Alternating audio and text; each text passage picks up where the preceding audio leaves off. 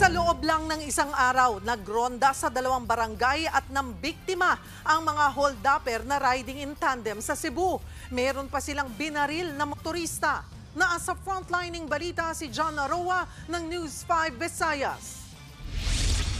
Magkasunod na dumating ang dalawang lending collector at isang delivery rider sa isang tindahan sa Minglanilla, Cebu. Ilang saglit pa, dalawang lalaking naka-helmet ang dumating.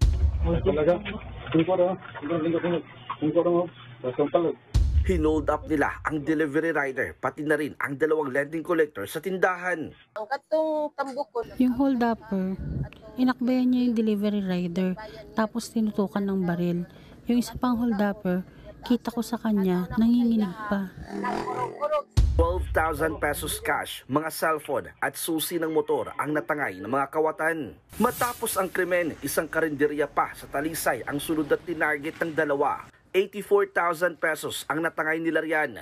Sugatan ang isang motorcycle taxi rider matapos barilin ng manlaban sa mga sospek. Nakilala ng mga otoridad ang dalawang sospek na pawang mga residente sa kanilang lugar. Patuloy ang hot pursuit operation sa mga sospek. Nagbabalita mula sa frontline, John Arua, News 5, Visayas! Mga kapatid, Cheryl Cosing po.